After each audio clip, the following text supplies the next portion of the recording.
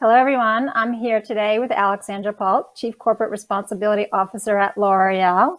Thank you so much for joining us today. Super delighted to have this conversation. Hello, thank you for having me. Yeah, so I'll just jump right in, Alexandra. I'm going to start off by saying congratulations on L'Oreal's recent announcement about sustainability for the future. Very ambitious and impressive. What do you see as Thank some of the you. key messages that L'Oreal is trying to convey with the latest set of ambitions for 2030?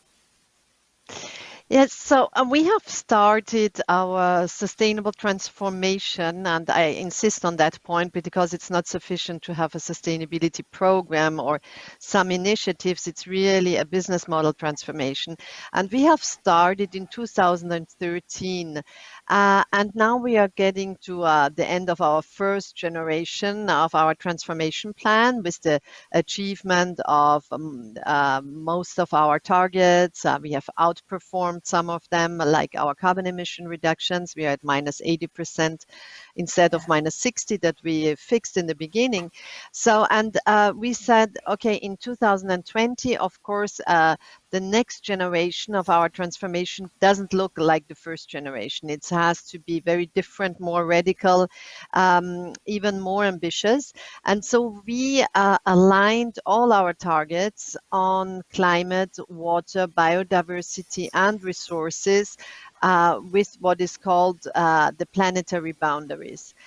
So, as of course, interested in this question, the theory and the explanation of the planetary boundaries, the limits which we should not cross if we want to have a safe operating space for humanity.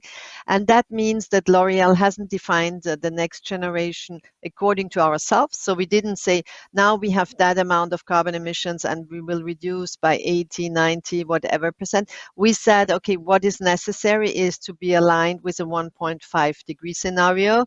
And that's how we then fixed our targets. So what can be our part to carbon emissions that is calculated with what is called the science-based targets, and then we defined our targets according to the planetary boundaries. Water use, the same thing. Biodiversity, we worked, there is a new scientific method in elaboration to also have science-based targets on biodiversity. So that is what we did on our 2030 plan. Define targets to be aligned with the planetary boundaries, which leads to, for example, in 2025, all our sites will already be carbon neutral. In 2030, 100% of plastic used will be recycled or from biosourced or biosourced. In 2030, 95% of our ingredients will come from natural origin or abundant minerals or from biotech, green chemistry. So it is everything we do is going to be transformed by our targets and by our ambition. That's amazing, Alexandra. Thank you for sharing. I'm just going to pivot a little bit. You know that we're in this brave new world of coronavirus and it's lingering. Has this changed how L'Oreal is confronting climate change? Or have you doubled Well, down, if you will? I think it reinforced our commitment. Actually, what is very interesting, I think this is also related to L'Oreal's history, our success, is that we are a company that looks quite into long term. You know, we are here for more than 100 years. We have had 5 CEOs. We know something about long term, and we still want to be here in quite some time. So when we looked at the consequences of a systemic crisis like the crisis related to COVID-19, we saw what this does to world economy, what this does to our societies, to our democracies. So it is absolutely necessary to be aware that the crisis that is related to climate change is going to be much worse. The systemic crisis that is related to the consequences, what global warming, extreme weather events, climate refugees. So all this impacts are going to be much stronger. So when we see what a systemic crisis does, when we look at the long term, we cannot allow ourselves this kind of crisis, because business cannot evolve in catastrophe. We cannot thrive when the societies around us do not thrive. And so I think it just reinforced the will and the commitment and the mobilization of L'Oréal and of all our teams. That's great. Thank you, Alexandra. So we're here at Climate Week NYC, very exciting. Why is Climate Week NYC a key moment to push the work you're doing?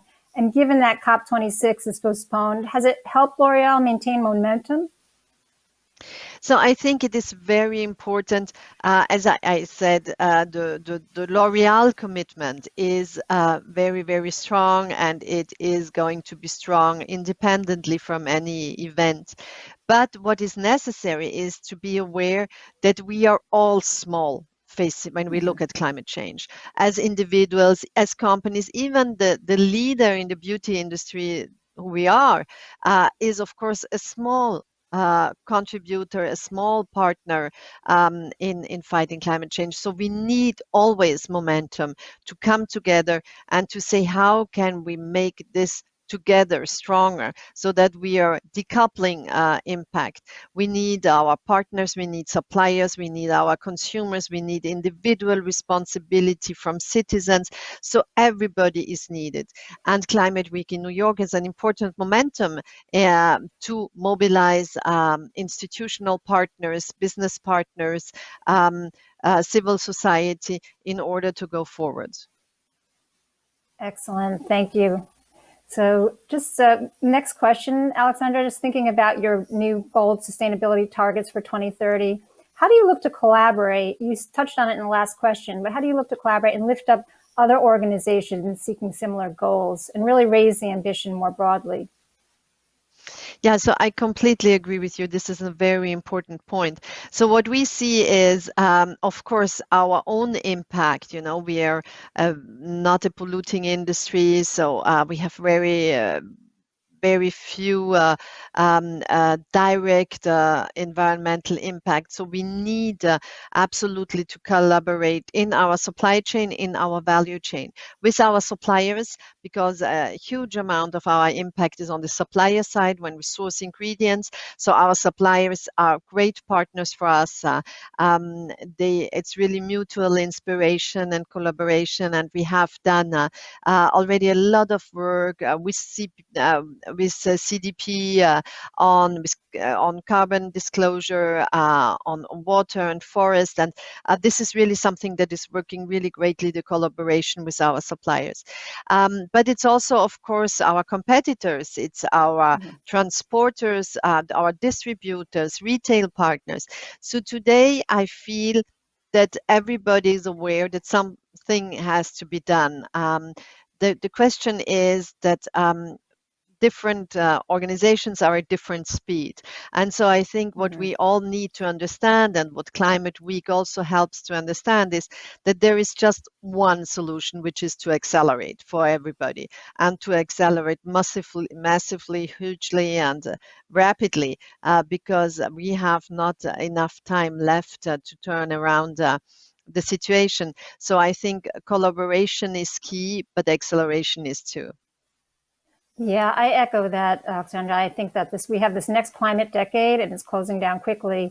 And leaders like yourself that are raising the ambition are key to really making sure that we accelerate action.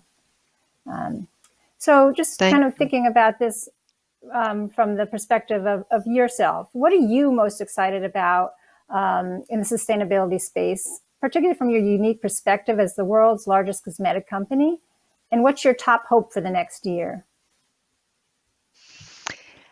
So, well, I'm fascinated by how I felt that in a lot of places, and at least we can see this very strongly in Europe, particularly in France, but also in other places, how awareness is coming to a tipping point, how people, and especially the young generation, holds us responsible, and how people want to change, also to take individual responsibility as citizens citizens to say, yes, institutions, companies have a role to play, but we have also a role to play by our lifestyle, by our consumption choices. So I think the most interesting thing is going to be how fast is this evolution going to be? The things, the development or the evolution of our citizens and consumers, and how are going we be able to live up to the speed. So who is going faster and who is going to inspire more each other? So this is going to be a very, very crucial questions, because I can feel that citizens and consumers have huge and different expectation on companies. It's not just about sustainability strategy. It's not just about corporate responsibility. It's what is our relationship with the living? What is our relationship with nature? How do we respect a new way of looking at life? And so I think this is a very fascinating question. And for L'Oréal, of course, it's how can we involve our consumers? How can we contribute and support our consumers in changing consumer behaviors, in asking for refill, using the chance of taking recharges, using solid shampoos, change habits, and how much disruptive innovation will we be able to bring to the market to support this consumer behavior changes. So that's it for the questions from me. This has been super exciting, very inspiring, and very ambitious with your commitments. I just wanted to say thank you so much, and thank you for participating in Climate Week NYC. Thank you very much.